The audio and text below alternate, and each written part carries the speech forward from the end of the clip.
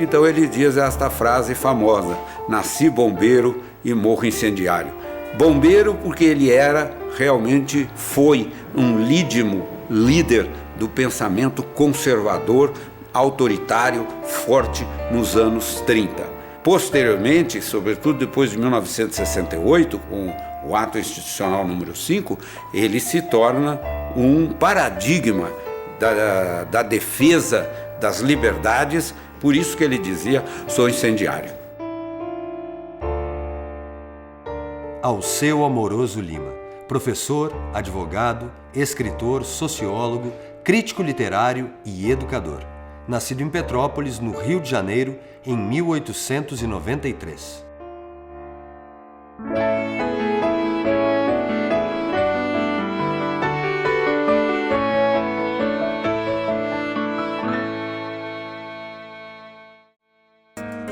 Alceu Amoroso Lima, ou Doutor Alceu, como era conhecido pelos alunos e admiradores.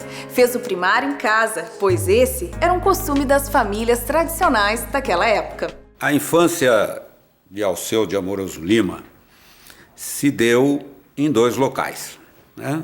No local de nascimento dele, Petrópolis, e depois no Rio de Janeiro. Ele teve o aporte de um professor, João Kopke, que foi, por assim dizer, uma espécie de professor doméstico. E isso propiciou a ele, então, uma socialização familiar bastante ampla, em que havia uma tônica muito forte na questão cultural. Através da amizade de seu pai com um grande literato brasileiro, o pequeno Alceu teve uma fonte especial de inspiração na infância. Ele teve contato como criança com Machado de Assis. E é isto que determinou, então, provavelmente, um caldo de cultura bastante propício a que Alceu, desde criança, pudesse ser o que ele foi mais tarde, um grande crítico literário. Alceu se forma em Direito em 1914. No mesmo ano, complementa seus estudos na França e retorna ao Brasil em 1915. Tanto a advocacia quanto uma passagem pelo Itamaraty não o satisfazem. Ele vai trabalhar na fábrica de tecidos Cometa, da qual o pai era sócio. E ele era diretor da fábrica, que, aliás, entre parênteses, sempre dito por ele que não foi nada bem sucedido. A fábrica acabou falindo, ou parando, ou fechando, ou, enfim, vendida e tal. Nessa época, surge o convite para tornar-se crítico literário no periódico O Jornal. Inicia, então, em 1918, a trajetória do conhecido Tristão de Ataíde. Era comum, naquela época, as pessoas não se expressarem diretamente através dos seus nomes, mas sempre através de um pseudônimo, né? Que era considerado algo assim, quase que um segundo investimento sobre si próprio. Bom, você crítico literário tem que inventar um nome, porque não pode um industrial ser crítico literário, isso não pega bem. Inventou. Tristão de Ataíde. Escolhi o nome Tristão de Ataíde em navegadores portugueses e tal, inteiramente de criação. Problema, 20 anos mais tarde eu vou verificar que existia um Tristão de Ataíde, que era um capitão do tempo de Afonso Albuquerque e que foi dos caracteres mais indecentes do mundo, lá no Extremo Oriente, porque se vendia uma tribo para atacar a outra. Então eu costumo dizer que se os meus inimigos soubessem, escolheu muito bem o nome, era isso mesmo que merecia. Logo, as pessoas se acostumam a ler a coluna de Tristão de Ataíde às terças-feiras. Um crítico de texto refinado, agnóstico desde a adolescência e influenciado pelo filósofo inglês Herbert Spencer e pela Belle Époque europeia. Ele era uma pessoa muito dedicada, muito, sobretudo, com a liberdade na cabeça e nas atitudes. O Dr. Alceu era um homem que sabia escutar. Um homem que não gostava de visitas, porque tinha muito a ler, muito a fazer, mas quando elas chegavam, ele não queria que elas fossem embora. Para receber muita gente, ele guardava uma certa distância. mas o contato imediato com ele era muito rico, tinha uma gargalhada sonora e muito expressiva. Alceu vai ganhando reconhecimento pelo seu trabalho e chama a atenção de pensadores ligados à Igreja Católica. A partir desse contato, um processo de transformação inicia na vida dele. Em 1919, Alceu conhece o pensador católico Jackson de Figueiredo e os dois passam os 10 anos seguintes trocando correspondências. O objetivo de Jackson era, desde o início, capturar Alceu para a militância da fé, o que aconteceu em 1928 com a publicação do artigo Adeus à Disponibilidade, tornando pública sua conversão.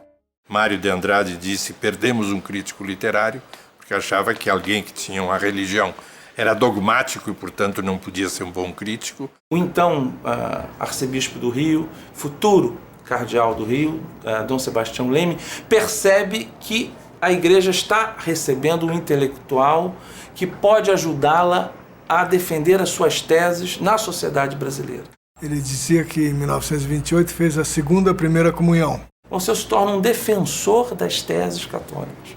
E isso, quer dizer, no final dos anos 20, início dos anos 30, e durante uns 15 anos da vida dele, ele se manteve nesse mesmo diapasão, significava lutar contra o comunismo, lutar contra o anarquismo, lutar contra o espiritismo, lutar contra o protestantismo. Então, Dr. Alceu, nesses anos, foi, digamos, o leigo católico e entrou a fundo no mundo da educação como recém-convertido, e o convertido tem uma dimensão de identidade muito forte.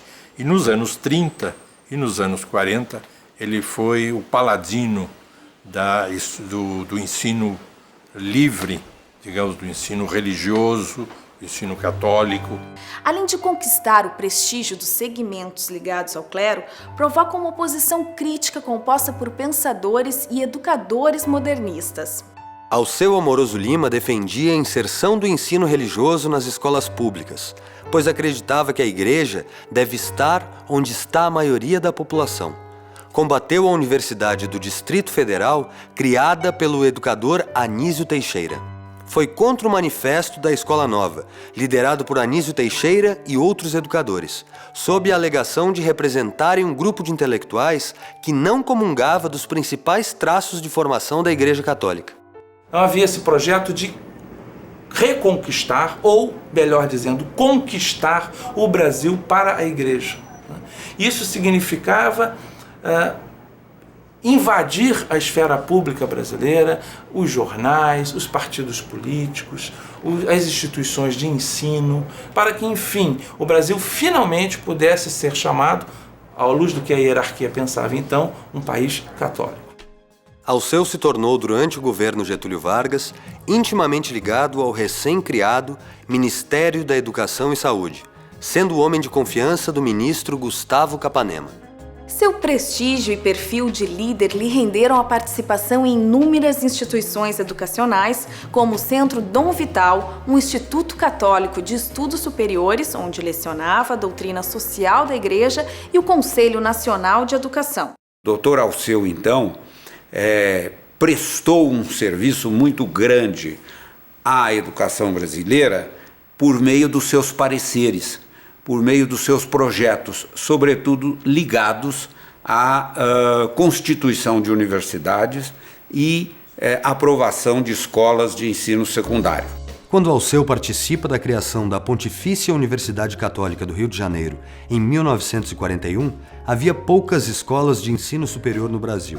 A oferta era limitada, tanto nas opções de cursos quanto no número de vagas. Aliás, o Brasil, naquela época, tinha uma recém-nascida universidade. O Brasil, ao contrário das nações de colonização espanhola na América do Sul, foi tardiamente formou suas universidades, né? Pois muito bem, então a ideia era formar um núcleo pensante católico na, então, capital da República. Por isso que ele diz, a Universidade Católica é aquela instituição que tem que fazer uma ponte entre a cultura e a sociedade. Alceu Amoroso Lima era uma pessoa culta e ligada a vários campos do conhecimento. As ideias do filósofo francês Jacques Maritain, católico existencialista, o impressionavam. Daí vem um encontro dele com Jacques Maritain, que fez com que ele visse outras perspectivas do catolicismo e, posteriormente, então, ele vai fazer uma aproximação do seu catolicismo com as teses do padre Teilhard de Chardin, que eram teses progressistas, beirando a um socialismo democrático. Toda a vida do Dr. Alceu foi compromissada numa luta pela liberdade, numa luta para que as pessoas pudessem ter condição cidadã. A vida é uma luta contínua contra a injustiça, contra a falta de liberdade, contra a falta de respeito, contra a falta de limite. Então, dentro de nós mesmos, que todas essas degradações do ser humano estão dentro de nós. Mas, aos poucos, Dr. Alceu vai percebendo a importância, digamos assim, do respeito a posições diferenciadas.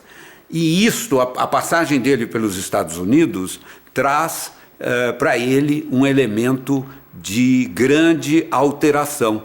Ele percebe, por exemplo, que os protestantes com os quais ele vivera nos Estados Unidos, com os quais ele se defrontara, eram pessoas de alto nível, eram cristãos praticantes debaixo da sua denominação. Ele vai abraçando cada vez mais uma eclesiologia mais liberal, menos combativa em relação ao mundo e às manifestações do que a gente chama de modernidade. E começa a dialogar com esse mundo. Dr. Alceu, na sua trajetória, tem muitos aspectos evolutivos. Mostra uma pessoa que consegue rever posições. Ele não era uma pessoa que revia da noite para o dia. Totalmente identificado com os valores morais e cívicos, Alceu Amoroso Lima se manteve próximo ao Estado Novo. Após o Estado Novo de Getúlio Vargas, em 1937, a gestão do presidente Juscelino Kubitschek e a conturbada posse de Jânio Quadros, o Brasil tem a administração federal tomada pelos militares, em 1964, iniciando assim um período de ditadura militar que duraria 25 anos no país. As ameaças à liberdade dos cidadãos, da imprensa e a instalação da ditadura militar decepcionam Alceu Amoroso Lima. Nos primeiros meses do governo militar, ele se torna um opositor muito duro do regime militar. Em maio de 64, ele já publica um primeiro artigo no JB que tem enorme repercussão, dizendo terrorismo cultural, onde ele já reage às primeiras cassações que o governo de Castelo Branco faz, atingindo professores universitários. E esse artigo era sobre a prisão minha e de Ubaldo Pupi, professor de filosofia em Curitiba. Esse artigo, o terrorismo cultural, que foi dos primeiros, tocou tão fortemente que ele conta numa carta para a filha dele que o próprio presidente de Castelo Branco telefonou para ele, protestando, dizendo que ele estava mal informado, que ele era um livre atirador e se sentiu incomodado com esse texto terrorismo cultural. Nós não somos donos da verdade, nós temos o direito de lutar, o dever de lutar pela verdade. Então notem a mudança. Um homem que combateu o projeto da Escola Nova e a Universidade do Distrito Federal nos anos 30, se torna um defensor de teses, né, que indicavam a valorização da pluralidade, né, do pensamento do diverso e até de um pensamento de esquerda, sem ele ser ele próprio um pensador de esquerda. E ele era, no momento, um grande amigo de Darcy Ribeiro e tinha um grande respeito por Anísio Teixeira e por Lourenço Filho, que de certa maneira tinham sido adversários dele nos anos 30. Mas agora nós já estávamos nos anos 60 e já era um Dr. Alceu já mais sábio, já mais velho, já muito mais aberto. Em 64, né, ele foi uma das vozes que mais, a única voz, para te dizer a verdade, que se levantou contra o golpe militar, contra o cerceamento da liberdade de falar. Eu protesto contra a censura férrea. Só pode haver cultura na liberdade. Prendeu o Alceu num tiro no pé danado, que era prender um monumento. Né? Como é que você prende um monumento? O Alceu era amigo pessoal de Giovanni Battista Montini, à época Papa Paulo VI. Prender um amigo do Papa ia ser pior ainda. 8 de março de 64, o Dr. Alceu me escreve uma carta, também dizendo que a dor que tinha sido para ele perder amigos quando ele se converteu em 28, a dor que ele estava tendo em 64 de perder amigos que diziam aqui del rei passou-se para a esquerda, né? Diz ele, eu que sempre fui contra as simplificações. Alceu escreveu sobre pedagogia, história, filosofia e economia. O seu acervo, dividido entre livros, coletâneas de artigos e tratados, é de cerca de 150 títulos. E ele também escreveu muitas obras, por exemplo, sobre a juventude, o que significa ser jovem, ou escreveu trabalhos, o que significa a cultura brasileira, o que é a cultura brasileira, o que significa o tempo, a idade, o sexo. Foram obras que ele, ao longo de sua vida, foi maturando, amadurecendo e as escreveu. E por isso mesmo, não é? Num certo momento, com todas as honras e com todos os méritos, ele entrou na Academia Brasileira de Letras. Bom educador tem que ter um bom diálogo com as novas gerações e, ao mesmo tempo, tem que estar atento ao que brota. 2 livros dele têm a ideia da Idade Nova. Um deles chama No Limiar da Idade Nova. E a gente sente nas entrevistas que ele dava, como para ele era muito importante o fato de ouvir os jovens e de ver as coisas novas. Ele se abriu à teologia da libertação na Igreja Católica. A produção literária dele é vastíssima. Eu penso que foi uma das figuras do tempo dele que deixou mais coisa escrita e mais reflexão. E cartas também, né? A produção do Dr. Alceu de correspondência é alguma coisa incrível. E mais tarde, quando estive preso, ele me deu muito apoio, a mim e a outros frades dominicanos, através dos artigos publicados, em especial no Jornal do Brasil, e eu manifestava essa gratidão através das cartas que enviava a ele, que hoje se encontram arquivadas no memorial dele em Petrópolis. A letra dele era absolutamente ilegível. Ninguém entendia, a não ser a filha dele, a irmã Maria Teresa, a abadesa Maria Teresa, e o seu Ferrário, que era o secretário dele. Então ele escrevia aqueles garranchos e eles batiam a máquina.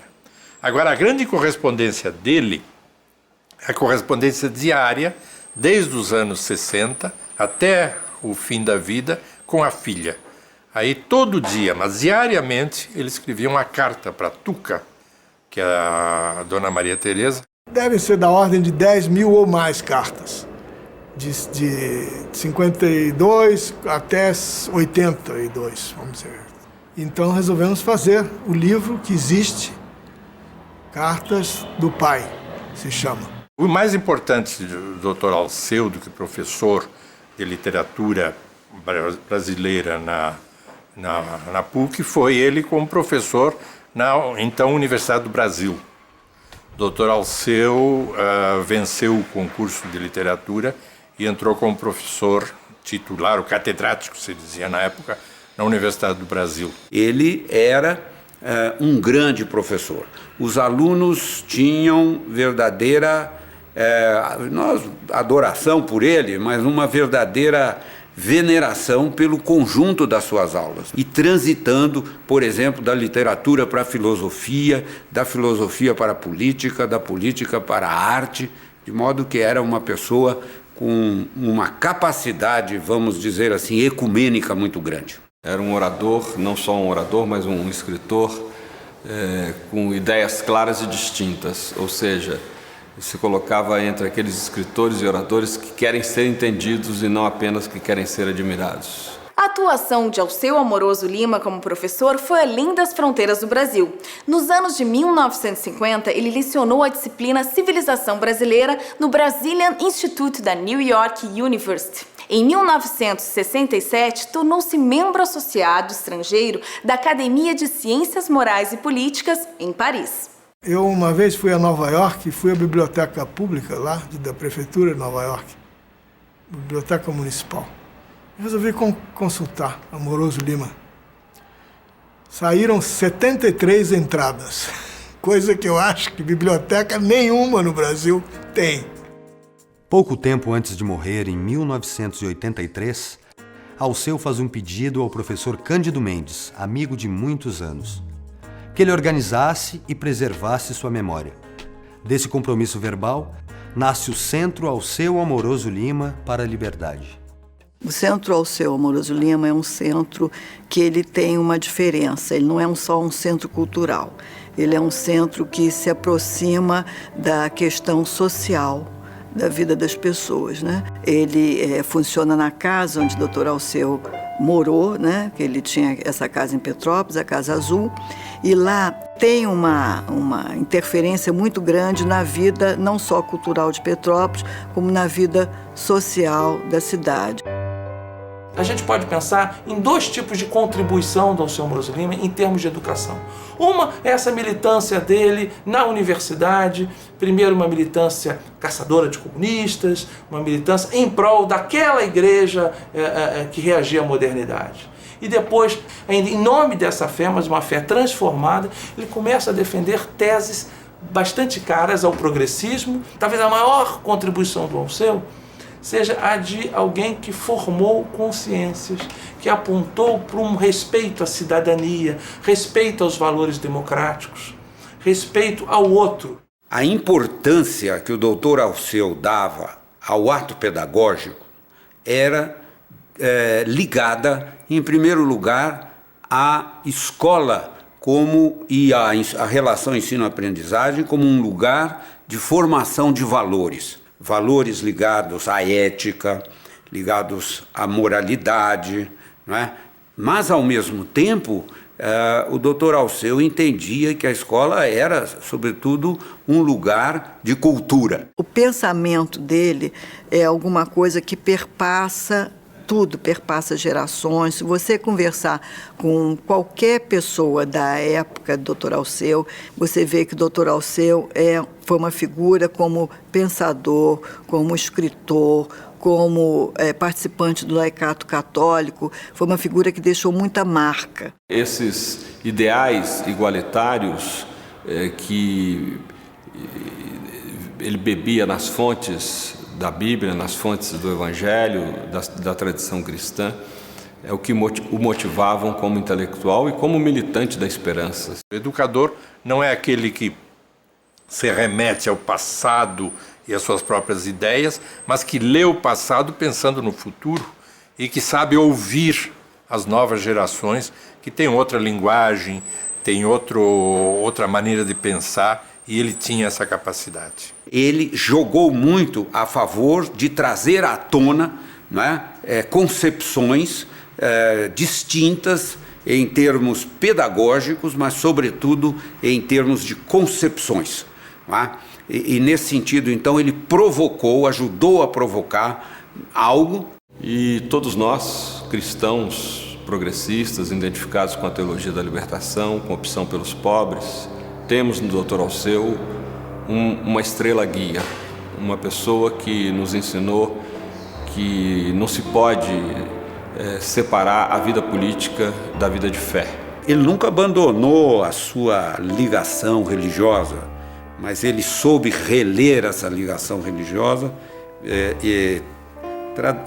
tendo sido, vamos dizer assim, um dos precursores de um catolicismo aberto, de um catolicismo progressista, né? E com isto a sua abertura se tornou inclusive muito mais brilhante, né?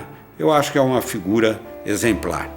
Esse sentido, portanto, da simplicidade da vida, esse sentido da grande riqueza espiritual que existe no coração das crianças, é isso que eu queria legar à minha posteridade.